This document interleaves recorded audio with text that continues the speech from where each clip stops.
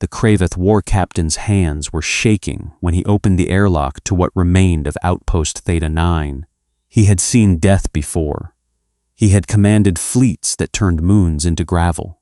But nothing had prepared him for a room where 30 of his soldiers lay untouched by weapons fire, their armor intact, their bodies simply stopped. Expressions frozen in something between confusion and terror. Frost clung to the walls in patterns that looked deliberate, almost like claw marks, radiating from a single point in the center of the chamber. Carved into the floor, in a language the ship's translator struggled to render, were 2 words repeated over and over in a widening spiral. She came, sir. His second, Ithka, stood frozen at the threshold, 3 of her 4 eyes wide. The security logs.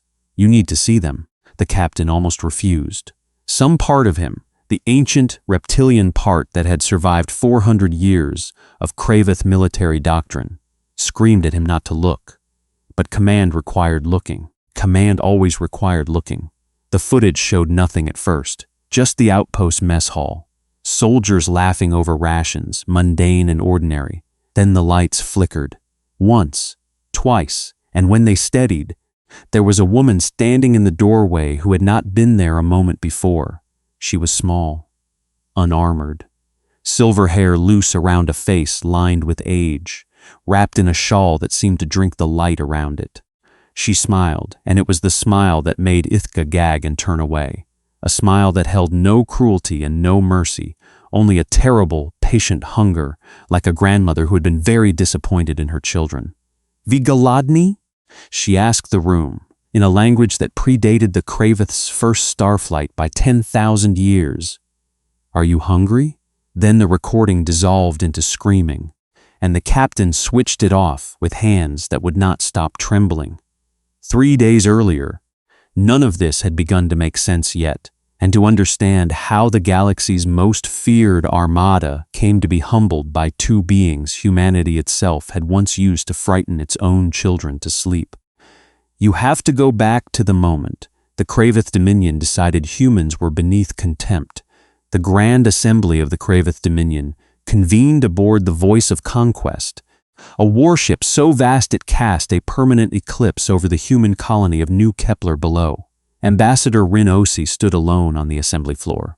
1 human against a semicircle of 9 alien delegations, each species older, larger and infinitely more powerful than the fledgling Terran compact. Overlord Dresek Von of the Kraveth did not bother to stand when he spoke. "Species classification. Minimal threat," he announced, his translator rendering the words with a bored, clinical detachment. "Humanity has existed among the stars for less than 1 century. You possess no significant fleet, no superweapons, no allies of consequence.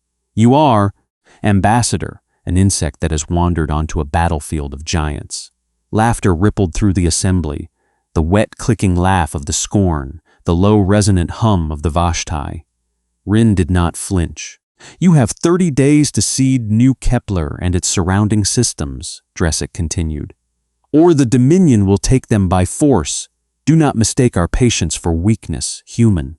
We have erased civilizations far greater than yours, for less insolence." Rin let the silence stretch a moment before she answered. "You're right that we're young," she said quietly. "You're right that we don't have your fleets, your weapons, or your empires." She paused. "But you've made one mistake, Overlord. You looked at what we don't have and assumed that was all there was to see. Sentiment," Dresek sneered. "Humans are known for it. It will not save you?" "No," Rin agreed. "But it might be the reason you should be afraid." She left the chamber without another word, and for the first time in 400 years of unbroken conquest, Overlord Dresek Von felt something he did not have a word for. Something almost like doubt. Humanity's answer did not come in the form of warships. It came in silence. For 11 days after the ultimatum, the Kraveth Dominion scouts reported nothing. No fleet buildup, no defensive fortifications, no evacuation of New Kepler's population. The Dominion's War Council grew suspicious, then arrogant, mistaking the quiet for surrender. Dresek ordered the invasion fleet forward on day 12, 18 days ahead of the deadline. Eager to make an example before the Terran Compact could organize a defense, that decision would haunt him for the rest of his life. The first outpost fell exactly as expected. Kraveth Marines breached the perimeter, secured the colonists, raised the Dominion banner. Routine, clean. Dresek allowed himself satisfaction. Then Outpost Theta 9 went dark, then Outpost Mirren 4, then the forward supply depot at Cold Harbor, where 200 soldiers vanished in a single night, their weapons found neatly stacked and unfired. As though something had simply asked them to put their guns down, and they had obeyed without question. The Dominion's analysts were baffled. No breach signatures, no energy discharges, no trace of any weapon known to Kraveth science. Just cold rooms, frozen frost patterns, and messages scrawled in old Slavic dialects that the Dominion's translation matrix took days to even properly parse. Ya prishla za tobo. I have come for you. Dresek convened an emergency session with his intelligence officers, fury barely restrained. What is doing this? His chief analyst, a nervous Vashti named Kor, hesitated before answering. Overlord, we ran the linguistic patterns through humanity's own cultural archives. These phrases, these symbols, they're not military codes. He swallowed. They're folklore, children's stories. Humans used them to frighten their own young for thousands of years, long before they reached the stars. Folklore, Dresek repeated flatly. You're telling me my soldiers are being slaughtered by bedtime stories. I'm telling you, Kor said carefully, that we don't know what we're facing. And that terrifies me more than knowing would. What the Dominion didn't know, couldn't know, was that the Terran Compact's deepest, oldest defense program had never been about starships at all. Decades before humanity's first faster-than-light jump, a joint task force of the world's remaining intelligence agencies had begun something they called Project Skaska, Project Fairytale. Its founders had asked a strange, almost embarrassing question. What if the stories were never just stories? What if the archetypes that haunted every human culture, the thing in the dark that took bad children, the crone in the forest who devoured the wicked, were echoes of something real, something ancient, something that had walked among humans since before written history and simply chosen, for its own reasons, to remain myth? They found their answer in a Siberian research station, in the frozen remains of something that should not have been able to survive, let alone move, in temperatures that killed steel, and in the ruins of a village in the Carpathians, where an entity older than the written word had waited, patient as stone, for humanity to finally ask for help instead of fearing her. Humanity had not created weapons.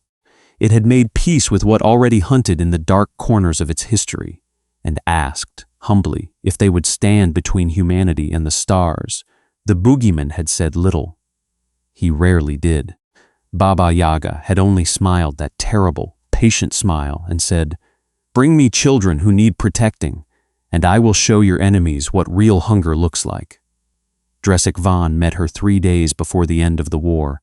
Though he did not know it yet, he had led the assault personally this time, refusing to send another wave of soldiers into whatever was devouring his army. His flagship's boarding party breached New Kepler's command bunker, expecting resistance, expecting soldiers, expecting anything rational.